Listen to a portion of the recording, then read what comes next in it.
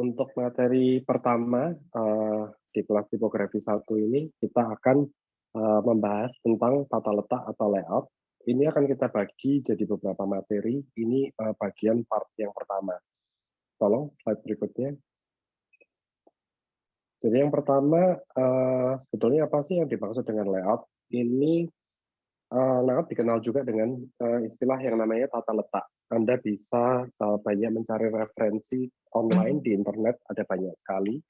Tapi secara umum, secara general, kalau harus didefinisikan, layout itu adalah sebuah kegiatan dalam graphic design yang berkaitan dengan penataan dan peletakan elemen-elemen visual pada sebuah bidang desain.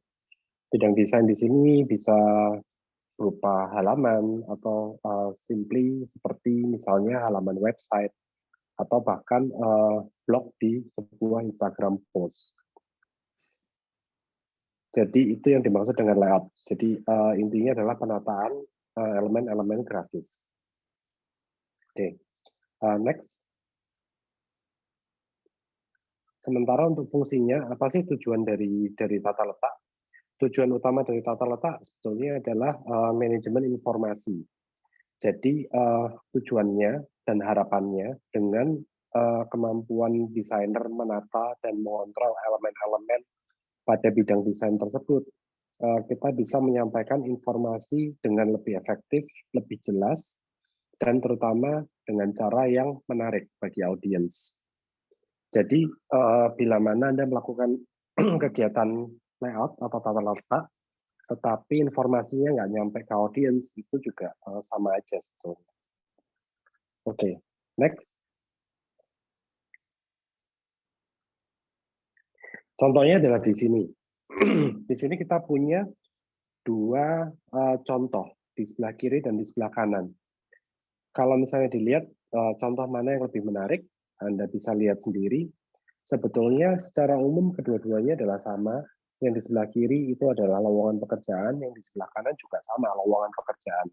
Tapi kalau dilihat di bagian yang di bagian yang sini, di bagian yang sebelah kanan, desainernya dengan pandainya bisa mengatur elemen-elemen visual sehingga jadi satu lebih mudah terbaca, lebih jelas apa yang mau disampaikan. Kedua, lebih menarik sehingga kalau misalnya dipasang di koran atau di majalah, besar kemungkinannya iklan ini akan lebih dilihat oleh audiens dibandingkan dengan yang di sebelah kiri. Jadi itulah yang membedakan kalau misalnya sebuah desain menggunakan tata letak yang baik atau tidak.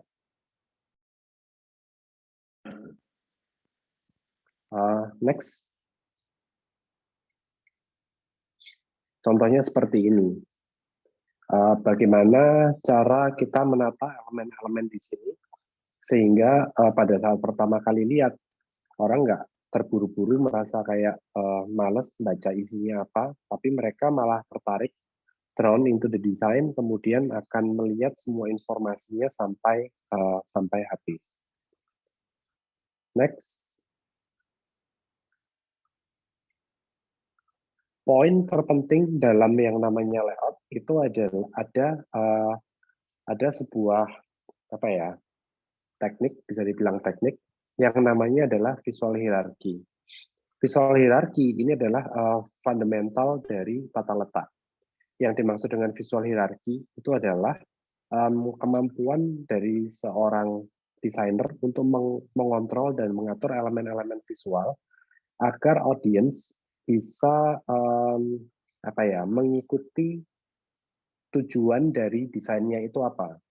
Jadi kontrol pada sebuah tata letak itu sepenuhnya berada di tangan si desainer. Kita yang menentukan audiens harus lihat yang mana dulu, poin mana yang lebih penting, poin mana yang lebih tidak penting, mana yang harus lebih ditonjolkan, mana yang harus lebih ditekan secara informasi. Karena ada tujuan tertentu dalam sebuah layout.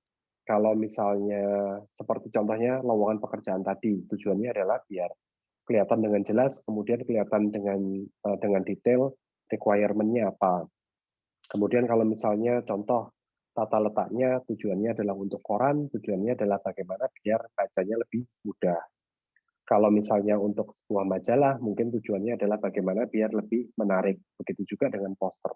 Nah, tujuan ini bisa dicapai dengan menggunakan visual hierarki. Mana yang lebih kelihatan, mana yang lebih nggak kelihatan. Dan sepenuhnya itu ada di tangan si desainer.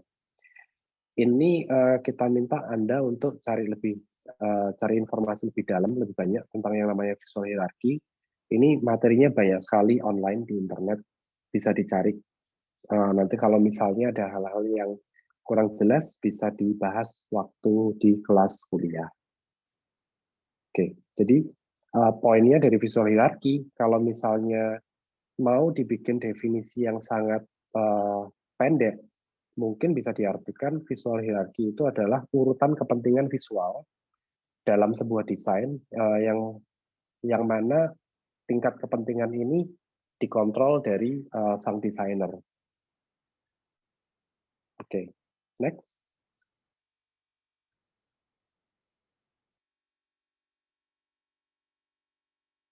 Ini adalah contoh lain.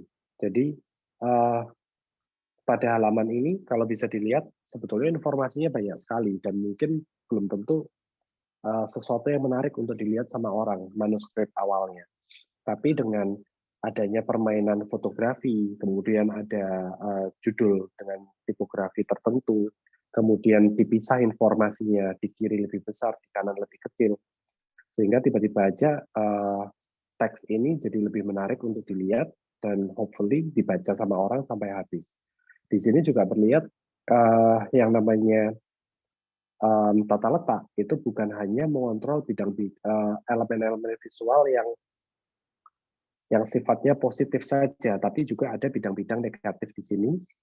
Yang kita maksud dengan bidang negatif itu adalah area-area ini. Jadi area-area kosong itu kita sebut bidang negatif.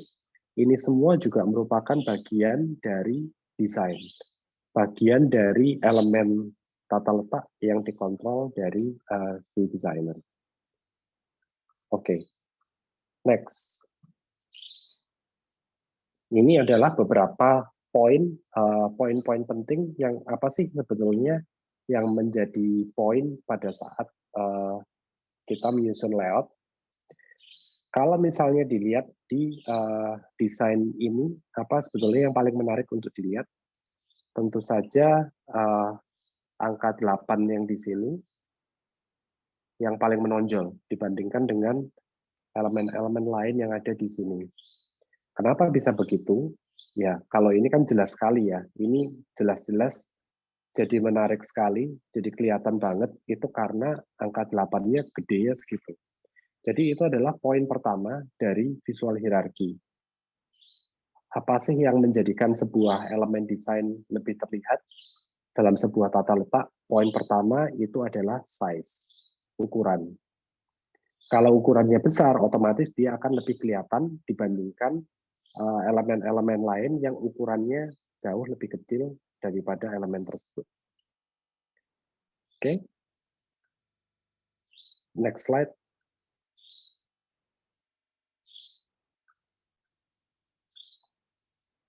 Kemudian dalam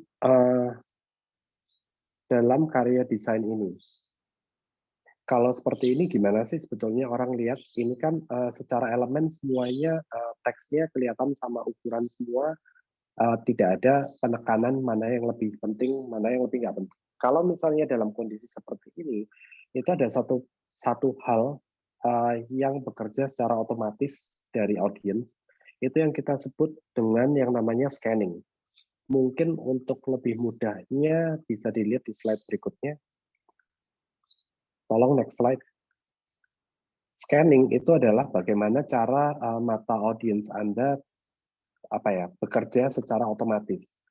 Dalam contoh karya desain yang di slide sebelumnya tadi, tolong mundur satu slide.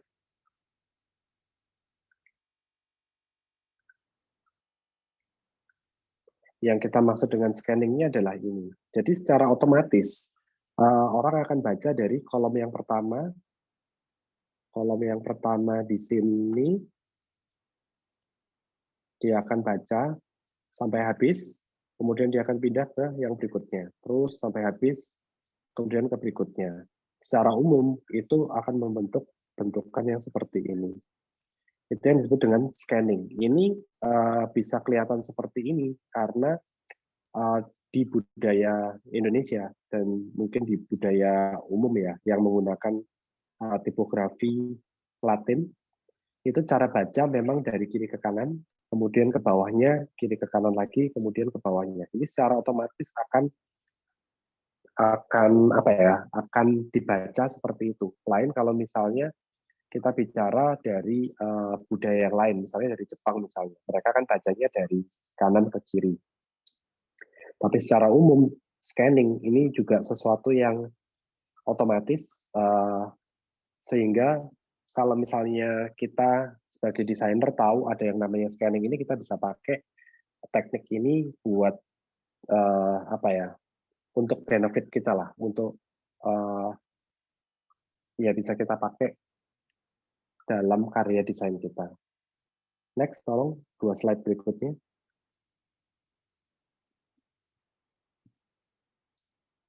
Oke, pertanyaannya sebetulnya adalah kemudian kenapa sih kita menata semua ini? Kenapa sih kita punya yang namanya tata letak? Tata letak ini sebetulnya tata letak atau layout ini sebetulnya sangat prinsipal sekali di semua manusia. Karena pada dasarnya semua manusia itu punya kecenderungan untuk bikin order out of chaos. Jadi kalau misalnya ada barang-barang yang berantakan, secara umum otak kita akan berusaha menyederhanakan bagaimana cara kita mempersepsikan barang-barang yang berantakan itu tadi. Sehingga jadi serapi mungkin untuk bisa kita lihat. Nah, itu sebetulnya dilakukan dengan tata letak. Kita berusaha mengatur serapi mungkin semua elemennya sehingga lebih mudah buat audiens kita untuk lihat, untuk persif apa yang mau disampaikan dari karya desain itu tadi. Secara informasi ya maksudnya. Nah, berkaitan dengan ini, itu nanti kita akan berbicara lebih dalam lagi, mungkin di pertemuan kedua atau ketiga, saya lupa, itu kita akan bahas yang namanya grid. Nah, sebelum kita sampai ke sana, karena grid ini juga merupakan salah satu elemen atau poin yang sangat penting sekali dari tata letak dan juga visual hierarki, coba cari tahu lebih banyak dulu tentang yang namanya grid itu seperti apa, jenis-jenisnya apa, fungsinya apa. Jadi waktu kita bahas grid, udah banyak yang paham seperti apa. Oke, tolong next slide. Oke, sekarang kita akan bahas yang lebih mendasar berkaitan dengan tadi kita bahas apa sih sebetulnya fungsi dari layout dan kenapa sebetulnya kita membutuhkan layout.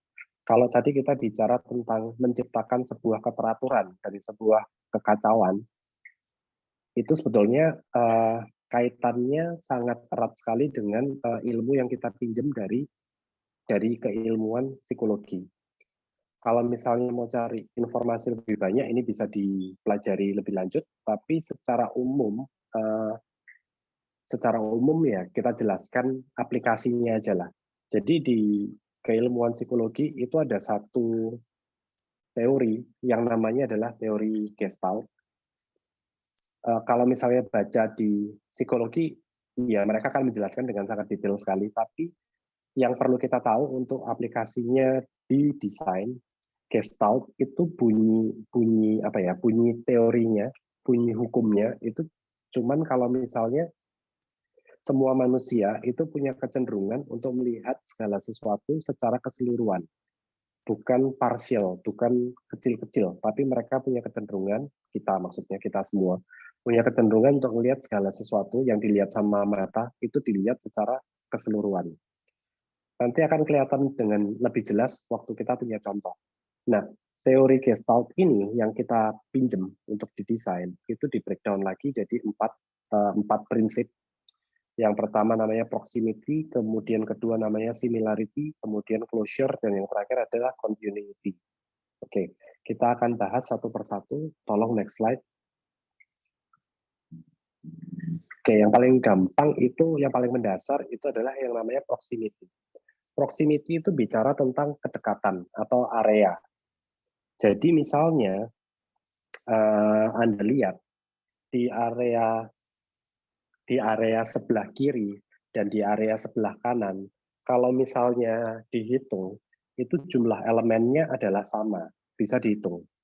Ini ada 1, 2, 3, 4, 5, 6, kali 1, 2, 3, 4, 5, 6. 6 juga, jadi ada 36 lingkaran kecil-kecil. Tapi kalau misalnya kita lihat gambar yang di sebelah kiri, kalau misalnya orang-orang ditanyain itu gambar apa, kecil sekali kemungkinannya orang bakal bilang kalau misalnya itu adalah gambar 36 lingkaran kecil-kecil. Mereka secara umum akan bilang kalau misalnya itu adalah satu big square. Sama halnya juga yang di kanan. Mereka akan bilang kalau misalnya ini ada 3 kolom yang terpisah-pisah. Padahal masing-masing dari ini semua jumlahnya sama, ada 36 biji lingkaran kecil-kecil. Kenapa bisa seperti itu? Itu adalah karena posisi. Itu bunyinya dari proximity.